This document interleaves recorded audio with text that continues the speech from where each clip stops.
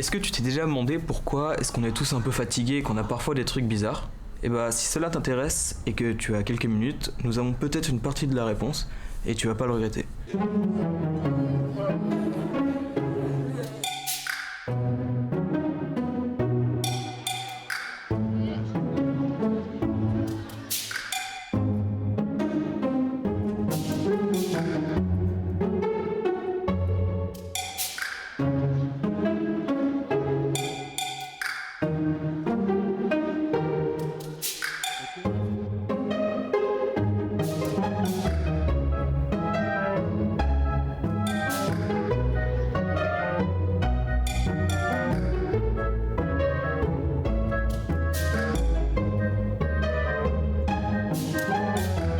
Merci pour l'intérêt que tu portes à ta santé. Nous, on va te parler des phtalates, ces drôles de petites bêtes que notre société de consommation a créées et qui nous entourent.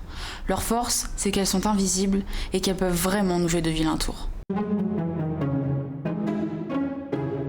Au lycée polyvalent du Pays de Nice, nous avons décidé de mener une expérience pour qu'on soit tous au courant et qu'on puisse agir ensemble. Avant tout, faisons une petite enquête. As-tu déjà entendu parler des phtalates ? Non, pas du tout. Non, je sais pas du tout ce que c'est. Non, pas du tout. Bon, c'est là que ça se complique un peu, mais quand on cherche les bonnes réponses, on demande aux bonnes personnes. Aujourd'hui, nous avons la chance d'accueillir le docteur Harley parmi nous. C'est un peu notre super-héros de la science, mais version moins K, appelé plus blouse blanche. Il va nous expliquer simplement ce que sont les phtalates et pourquoi ils sont si importants pour notre santé. En 1990, enfin 91 plus exactement, a été mise sur la place publique la notion de perturbateur endocrinien.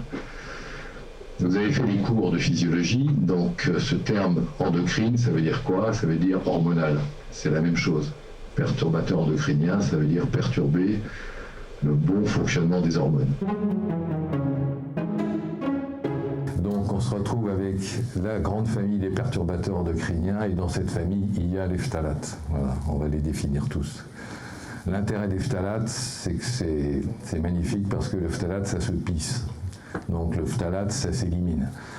Il y en a d'autres qui sont persistants. Celui-là, il n'est pas du tout persistant et on peut s'en débarrasser très bien. C'est pour ça qu'on fait un focus sur les phtalates. Nous allons maintenant lancer une expérience unique.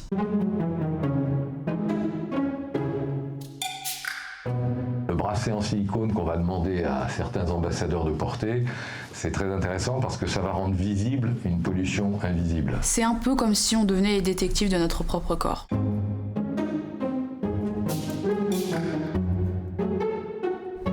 Voici nos 20 éco-ambassadeurs, qui vont recevoir un bracelet en silicone spécial. Donc, les bracelets, on va vous appeler. Il va falloir dans chacune des enveloppes. Donc, on va vous donner l'enveloppe. Prenez et puis vous vérifiez, vous notez et vous mettez votre bracelet. Ce bracelet va nous permettre de mesurer leur exposition aux phtalates pendant une semaine et les demander à chacun de rien de changer à leurs habitudes.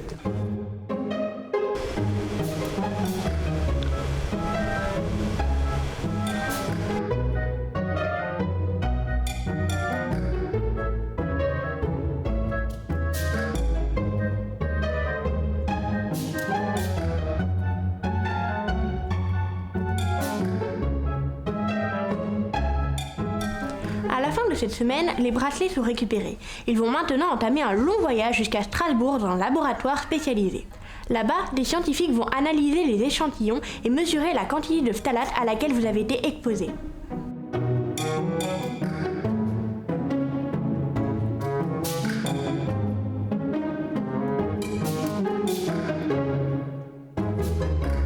Pendant que les résultats des analyses sont en cours, nous ne restons pas les bras croisés. Les éco-ambassadeurs vont participer à des ateliers cosmétiques pour apprendre à fabriquer leurs propres produits naturels. C'est l'occasion de réduire notre exposition aux phtalates tout en adoptant de nouvelles habitudes, plus saines et plus respectueuses de l'environnement.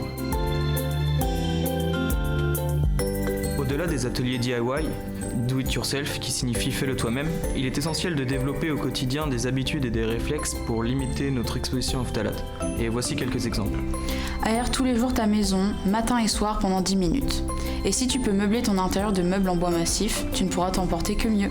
Évite de laisser stagner des polluants à l'intérieur de ta maison et bannis de ton environnement tous ces meubles en agglomérite ou en matière composée. Pour ton alimentation, privilégie vraiment les produits bio.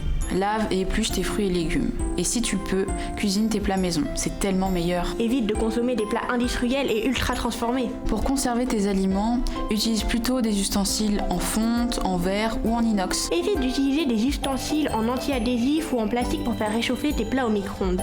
Évite aussi de laisser des bouteilles d'eau en plastique au soleil. Le plastique n'est franchement pas un produit fantastique. Pour ton hygiène et tes cosmétiques, privilégie vraiment les produits naturels avec peu de conservateurs. Évite tous ces produits toxiques bourrés de phtalates, triclosane, parabènes, phenoxyéthanol, formaldéhyde, j'arrête là si tu me le permets. Quand tu achètes des vêtements neufs, pense à les laver et privilégie plutôt les matières naturelles comme le lin, la laine ou le coton. Évite ceux dont la composition indique des retardateurs de flammes ou autres pesticides. Pour tes produits ménagers, demande à ta grand-mère. Elle ne pourra que te faire l'éloge du bicarbonate de soude, du vinaigre blanc, du savon noir ou du savon de Marseille. Pour faire simple, évite les produits chimiques. Je sais, il y en a vraiment partout. Choisis des produits avec des étiquettes claires. Privilégie des emballages en acier inoxydable ou en verre. Réduis au maximum l'utilisation des plastiques. Des gestes simples mais efficaces pour protéger notre santé. Après avoir découvert les secrets des cosmétiques naturels et les astuces pour réduire notre exposition aux phtalates, nous sommes prêts à relever un nouveau défi. En portant à nouveau un bracelet, nous allons mesurer l'impact de nos nouvelles habitudes. C'est une expérience passionnante qui nous permettra de comparer les résultats et de voir si nos efforts ont porté leurs fruits. Donc vous pouvez me ramener tout ça et puis merci pour votre participation. Je suis impatient de découvrir ce que les analyses vont nous révéler.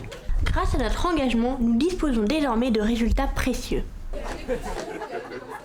Le docteur Arlette va nous présenter les analyses et nous expliquer en quoi elles montrent l'impact de nos nouveaux comportements sur notre exposition aux phtalates. Je suis sûre que vous serez surpris des résultats. Aujourd'hui, donc, on va faire la restitution. Alors, une restitution, c'est très intéressant parce que ça va montrer que vous n'avez pas travaillé pour rien. Et ça va nous montrer aussi que vous êtes, à mon avis, les héros du jour et les éco-ambassadeurs de demain. Alors voilà. Donc quand on regarde ça comme ça, on se dit c'est quoi cette carte perforée? Ça ressemble un peu à des choses difficiles, alors qu'en fait c'est très très facile. Alors comment faut lire ça? Les bracelets F comme fille, G comme garçon, A comme adulte. Donc là c'est les numéros. Donc le résultat est anonyme, c'est-à-dire qu'on ne sait pas qui est le bracelet F, qui est le bracelet 7. Donc vous voyez qu'entre le bracelet 20 et le bracelet 13, ces personnes-là n'ont pas la même vie par rapport aux phtalates, c'est très clair. Donc il y a un atelier qui est fait, il y a une réflexion qui est faite, il y a des décisions qui sont faites. Voilà, résultat, deuxième bracelet. Donc, bien joué. Il s'est passé notoirement quelque chose. Donc ça se déplace beaucoup sur la gauche, donc ça c'est très bien. Ce qui est très satisfaisant, c'est qu'avec une information et avec une capacité à changer, on a des résultats qui sont significativement importants, quoi. Baisser en moyenne, on est 47%, c'est quasi 50%. Hein. Donc en moyenne, vous avez tous baissé de moitié, quoi. Cette expérience pendant ces 2 semaines était plutôt bien. La première semaine, c'était comme d'habitude, je faisais vraiment comme ce que je faisais d'habitude. Et après, pendant la 2e semaine, j'ai essayé de changer mon alimentation et également les produits que j'utilisais sur ma peau. Même si du fait que je sois à l'internat, l'alimentation était un peu compliquée à changer.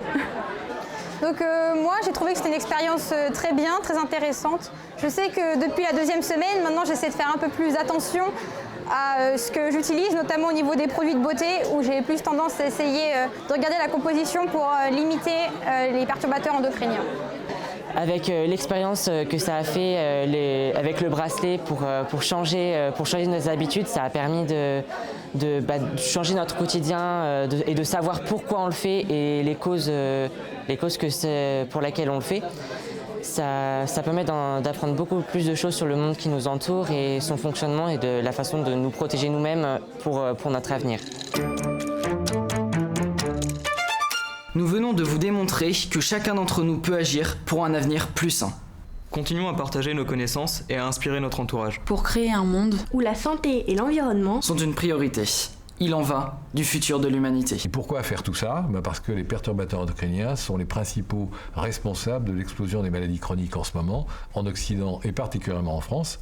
Je rappelle quand même que la France est le premier pays du monde pour le cancer du sein, il ne faut pas l'oublier, 40 morts par jour, il faut quand même s'en préoccuper, et que les perturbateurs endocriniens sont responsables d'infertilité, à la fois chez les hommes et à la fois chez les femmes. Cette courbe très préoccupante qui montre qu'on perd des spermatozoïdes tous les jours et qu'en 2045, il n'y aura plus aucun spermatozoïde produit par les testicules occidentaux. Donc 2045, c'est pas un avenir très lointain, il faut rapidement faire des choses. Partagez. Partagez. Partagez.